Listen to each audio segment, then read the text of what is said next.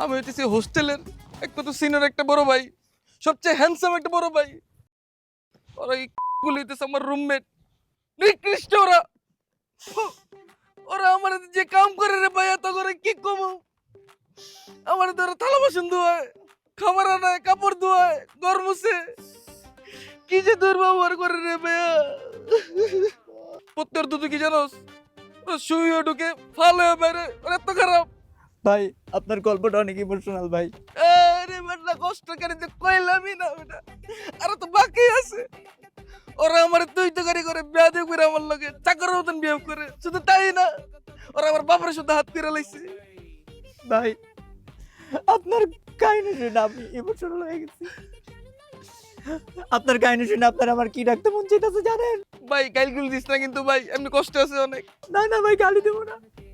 আপনার আমার বস ডাকতে মন চাইতেছে। আজকে থেকে ওনাদের মতো আপনি আমার বস। কইলো কি, এই ভাইয়া তুই বুকে আয়, ভাইয়া তুই বুকে চালু।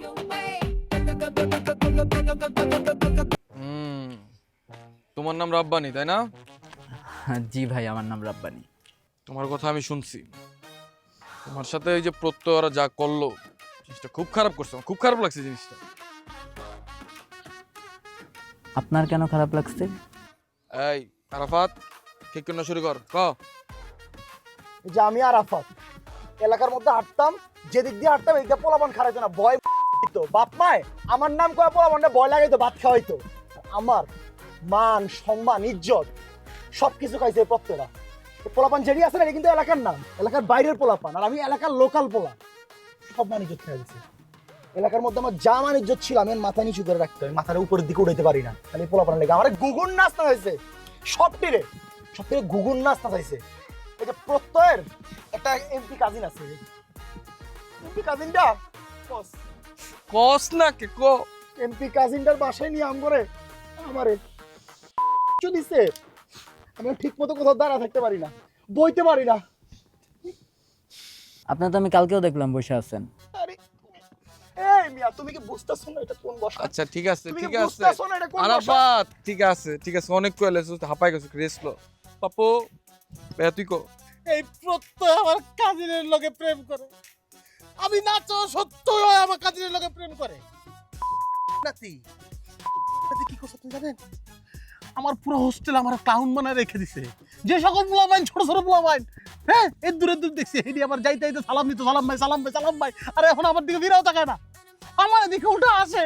আমি কি কমিটি হোস্টেলের? আমি কমিটি না না ভাই, আপনাদের কাহিনী শুনে ভাই আমার অনেক খারাপ লাগতেছে ভাই।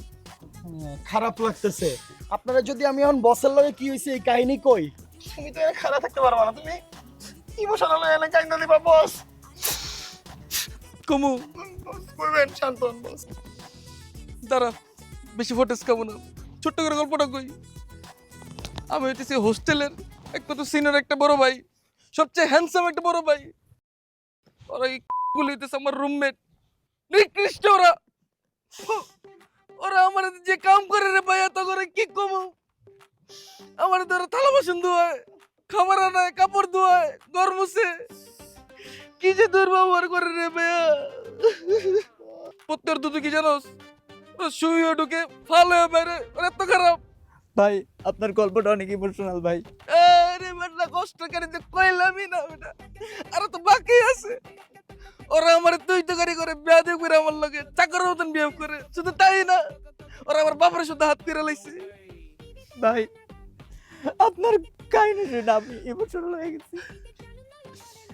আপনার কাহিনী শুনে আপনার আমার কি ডাকতে মন চাইতেছে জানেন? ভাই গাইলগুলো দিস না কিন্তু ভাই, এমনি কষ্ট আছে অনেক। না না ভাই গালি দেবো না। আপনার আমার বস ডাকতে মন চাইতেছে। আজকে থেকে ওনাদের মতো আপনি আমার বস।